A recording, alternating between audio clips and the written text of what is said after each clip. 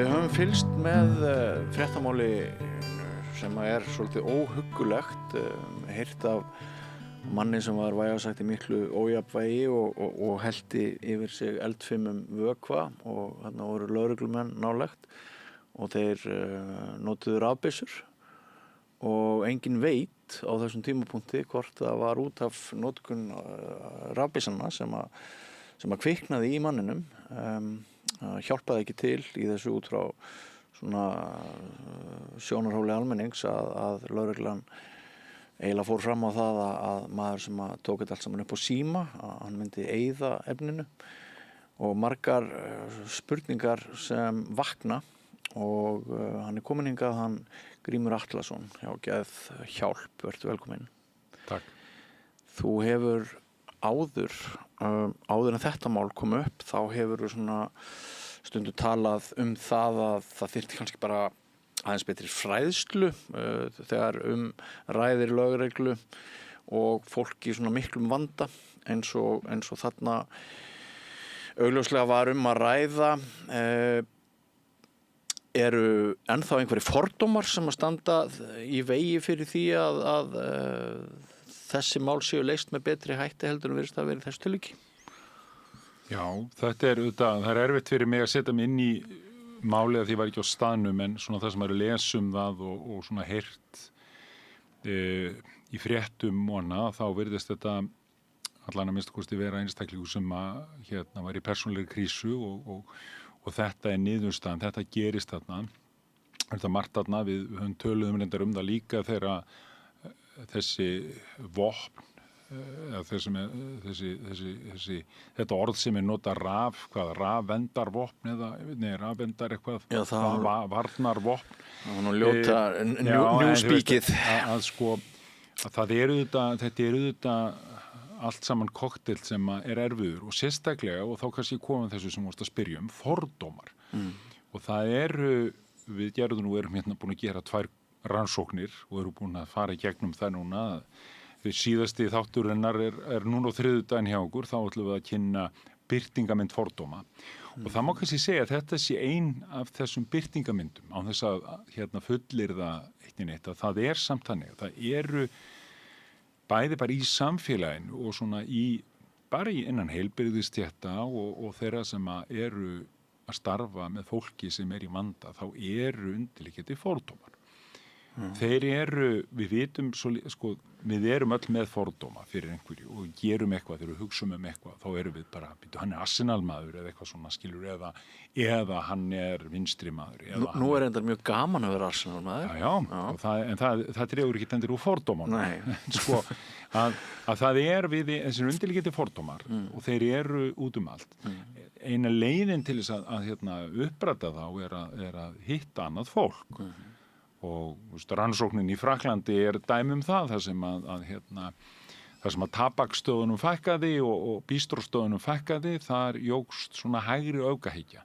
En þar sem að tabakstöðunum fjölgaði og bístróstöðunum fjölgaði, þar dró úr henni. Og það ekki út af því að fólk eitthvað í eðli sínu slæmt, það bara þegar þú ert ekki að hitta fólk og tala við fólk, þú sérð ekki fólk, og þú heyrir, þú sér kannski myndir af jógernum með eitthvað, þá þetta allir þessi geðveiku einstaklingar stór hættulegir. Það kannski það sem undirliggjandi í þessu öllu saman. Og getur verið stutt í að þeir eigi ekkert gott skilið? Já, það bara út hræddur, þú óttast og þú trúir og þú heldur. Það svo algengt að við búumst við einhverju. Þú veist, við búumst ekki við faðmi, við búumst ekki við mildi, við búumst ekki við kærleik og þú veist, og í þessu samfélagi núna dregur svolítið úr þessu. Það það sem ég hef nú kannski meiri áhyggjur af, bara almennt.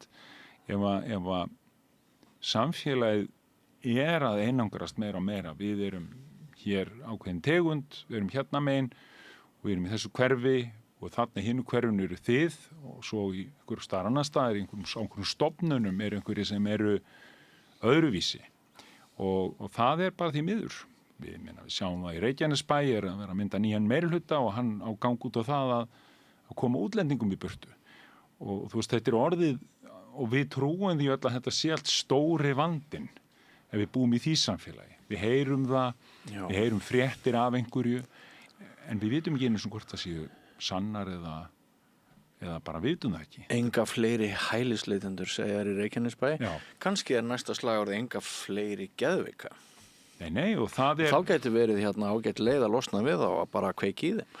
Já, kannski ekki alveg þar, Nei. en svona En þessi ögrandi talsmáti. þessi hugmynd, það er samt, við erum náttúrulega búin að vera sem manneskjur, við höfum gennum tíðina byggt hæli og stofnanir og haft þar gjarnan einhvers staðar í burtu, einhvers staðar utan við alfara leið og það er að því að þannig heldum við ættum að gera það og þessi hugmynd er reyndar að koma svolítið upp aftur að því að hún er ódýrari heldur en að veita þessa persónubundnu þjónustu og þetta, MPA og annað þá að koma svona hugmyndir að stækka sambýlin og þegar skilur íbúðakjarnan og breyta þeim helst bara í sambýli og hérna hafa og jafnvel kannski er betra að hafa þetta í Hvalfirðinum sko heldur en að hafa þetta hérna fyrir alfara fyrir öllum sem börnum manna, við erum bara Grens og Svegi, við erum að tala um samhjálp og þú veist, þar er bara að tala að það var að venda börnin, þetta er ekki heima íbúðabyggð og við munum benda reyndar á fleiri svona atriði þegar við förum á fundin okkar á þriðjudaginn að því að hérna, við ætlum aðeins að opinbera þessa fordóma og mér var hugsað til þeirra í tengslum með þennan atburð og líka út af því að við höfum, þetta er ekki fyrsta skipti sem að málefni lögreglunar og svona ber að koma, hún er náttúrulega lögreglan er framvarðsveit og stendur sig að mjög mörgu leyti mjög vel er að sinna mikið af fólki sem er í neyð af því að við erum ekki kannski með bara staði, við erum ekki með úrræði fyrir fólk og þá er lögreglan oft fyrst á vettvang og er að sinna því og oft er það bara gert mjög vel. Hins vegar hafa komið upp nokkur atvik og bara á síðustu árum þar sem að við höfum komið og rætt við lögregluna þessi atvik og höfum boðið þeim að við komum einhver með reynslu, persónulega reynslu af því, meðal annars að vera nauðungarvistaður og meðal annars að verið í alls konar og allt þetta, allt þar á milli og við bara ræðum saman og ræðum bæði við þá sem eru að endurmennta sig og þá sem eru bara í lögreglu námi og hérna, við höfum lagt þetta margoft fram og það hefur verið tekið vel í þetta en það hefur aldrei verið óskað eftir því að við komum og ég skora á lögregluna kannski að láta, ekkert kannski, skora bara lögregluna að láta verða því núna. Þetta sé kannski, það er allavega þegar maður kom ekki í veg fyrir allt að þá þarf að taka samtal og maður þarf að skynja hvernig fólk er. Já. Nú hefur mér verið bent á það að einfalt Google sýni það að ef einhver hefur hellt yfir sig eldfimum vökva ég sé að blaðamenn ýmis kalla þetta bensín eða eldfiman vökva, það er eins og það leiki ekki alveg fyrir hvers konar vökvi þetta hafi verið en hérna maður sér víða að ef það er eitthvað sem út að passa þegar einhver hefur hérna skvett yfir sig eldfimum vökva ef það er eitthvað sem ættir alls ekki gera sem lögga þá væri það að hérna nota rafbyssu á einstaklingin. Hvað heldur það hafi verið svona, ef við reynum að setja okkur í hugarheim löggunar þarna, hvað heldur að hafi verið, hvað heldur að skýra þetta viðbragð? Ég hef enga forsendu til að átta mig á því hvað fólk gengur á þegar, þú veist, hvað gekk á þarna. Eina sem ég veit að ég var ekki hrifin af því þegar lögreglan svona rafbyssu væddist. Af því að það er svarið við vopnum er ekki að kaupa fleiri vopn og þetta er allt þetta. Þú veist, við þurfum að sko, og líka það að það er hættan að þau séu notuð í aðstæðum þar sem að, þú veist, akkur þurft að nota vopn, þú veist, og akkur þurft að beita þessu. Þetta er ekkert léttvægt, þetta er alveg þetta er mikill straumur sem fer í gegnum líkamæðin og þú lamast skilur og þú bara dettur niður og fólk hefur fengið hjartaáfall og fleira, það er ekki kannski algengt en það er sama, þú meiðir þig og þetta er til þess að afvopna fólk eða draga úr einhverju hættu sem stafar af því en ég skil ekki þetta, ég bara skil það ekki og ég skil ekki, þú veist, hugmyndina að þetta sé, ef við séum einhverju bættari ég mín svona okkar innsýn inn í heim þess að þú veist að vera í örvæntingu og annað það önnur nálgun sem oftar virkar en aftur og aftur þá var ég ekki þarna og veit ekkert hvað gekk á og hef ekki séð neitt það, við erum ekki eins og í kannski Bandaríkjunum þá fáum við margar útgáfur af þessum, þá er yfirleitt allt tekið upp af mörgum aðilum og svo lögreglunni, en nú það að minnsta kosti lögreglunum að bara sýna fram á þetta hafi verið réttmætt, en þetta hljómar ekki vel.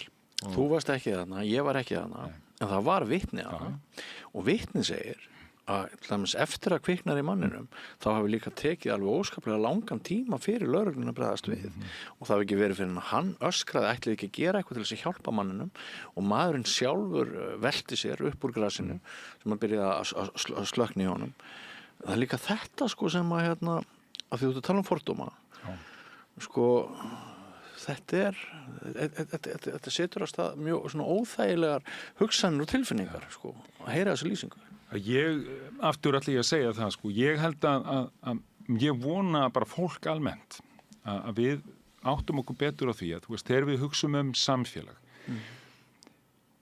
að þá áttum okkur í hvað samfélag og það samkennd og það að vera í samfélagi.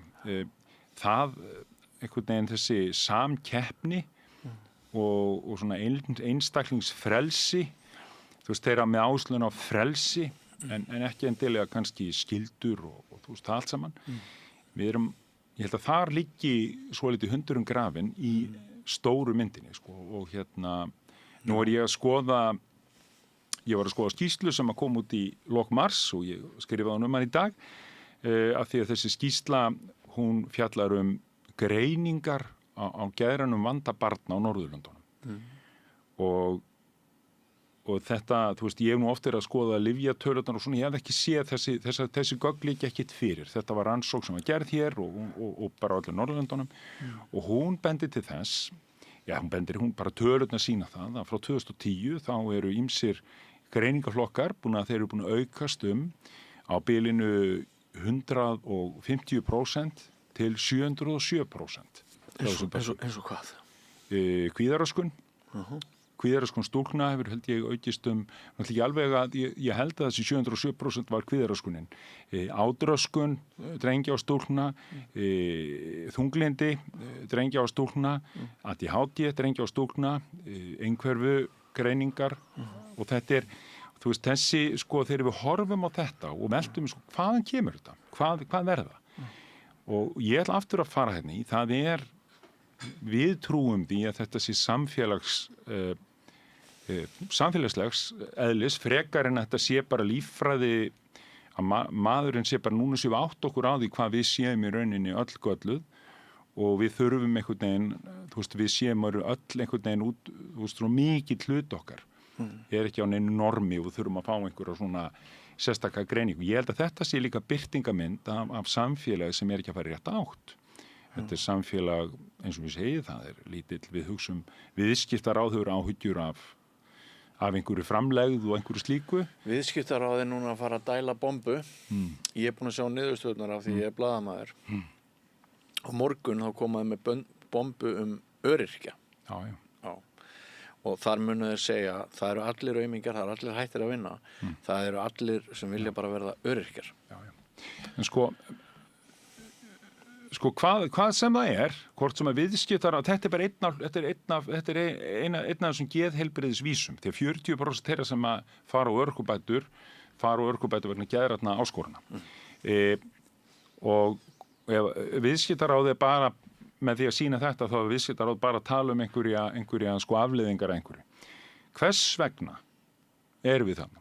Hvers vegna eru konur sem eru pluss 50, réttumlega 50, akkur það svona hlutfall nýgengni örorku, akkur svona háþar?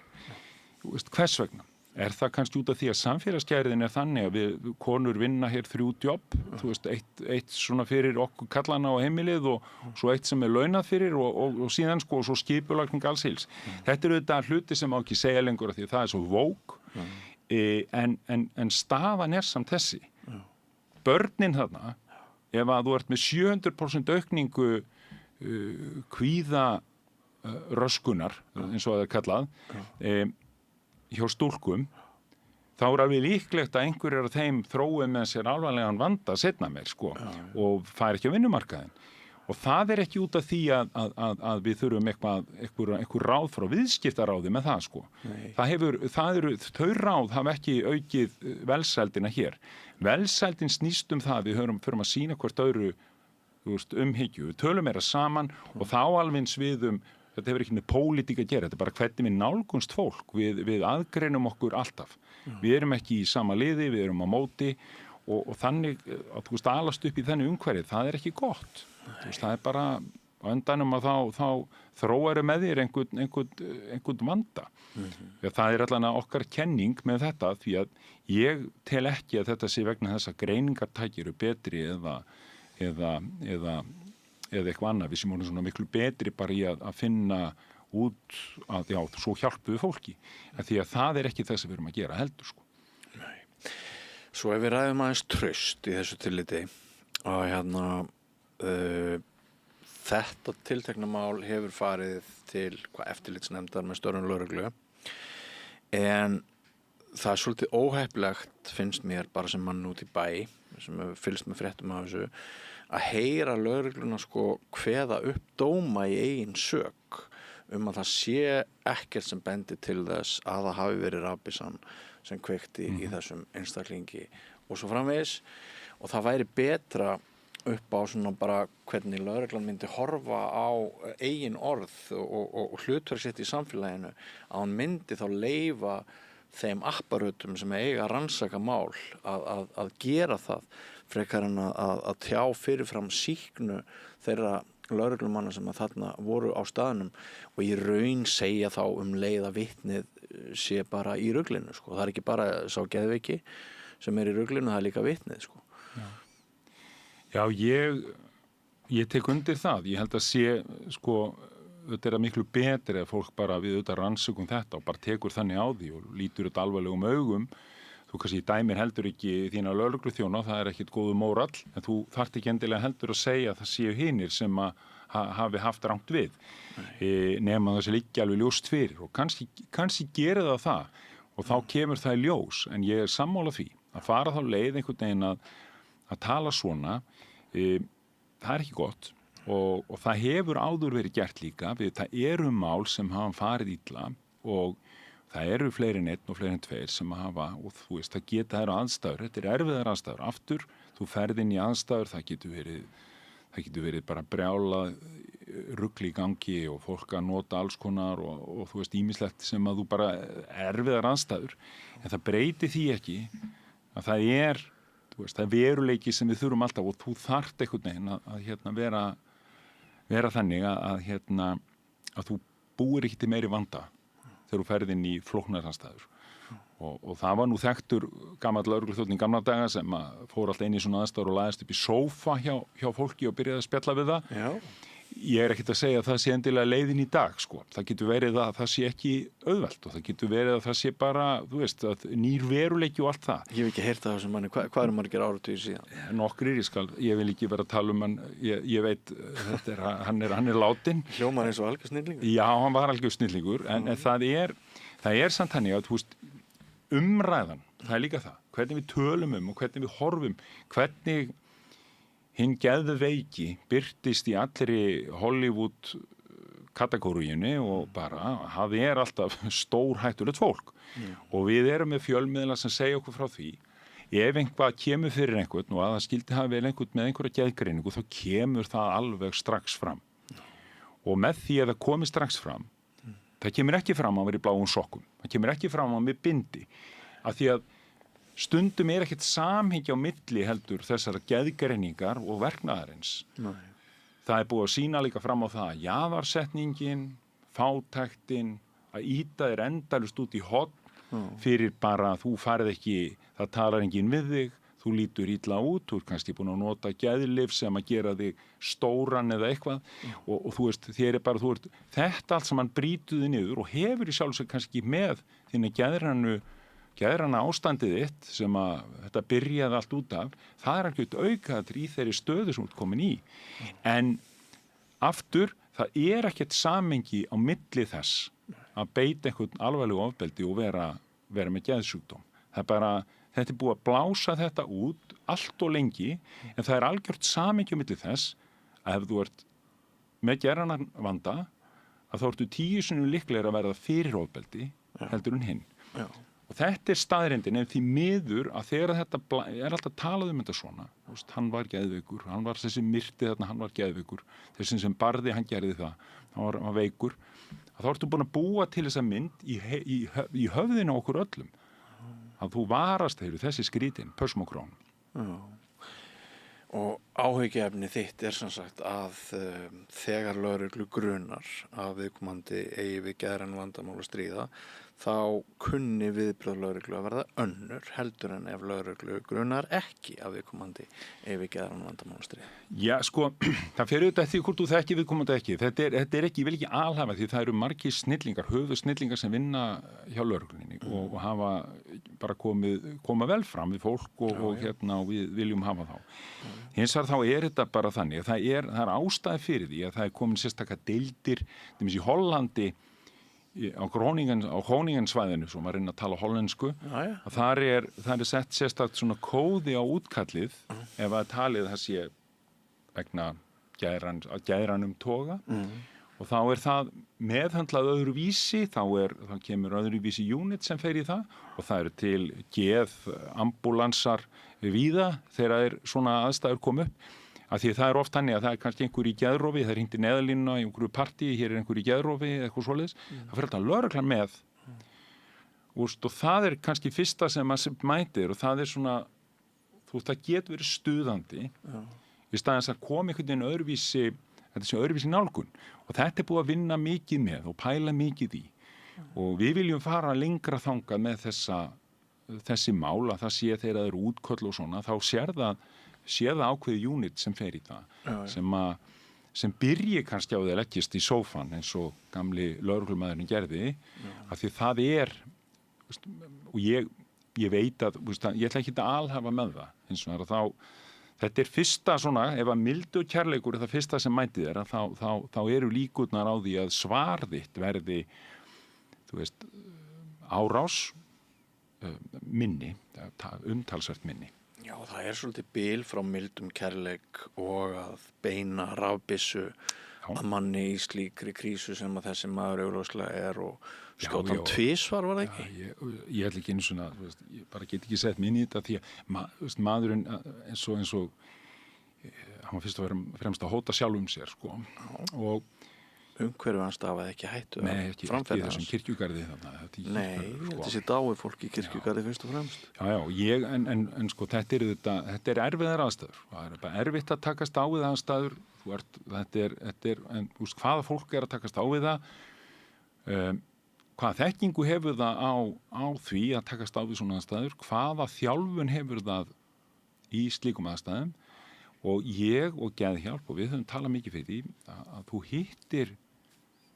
hittir fólk með lifaða reynslu og þú tala við fólk með lifaða reynslu. Þetta bara eins og þú veist að kommunistinn hitti kapitalistan, skilurðu, og kapitalistin hitti kommunistan eða þú veist allt þetta þessar skoðanir sem við höfum á fólki og fyrirfram mótaðu skoðanir, það er svo mikilvægt að við þú veist, og ég hitti lögregluna og bara við erum bara manneskjur, skilurðu, þetta þetta sem að vantar í þetta, það vantar alveg í þessa mynd alla.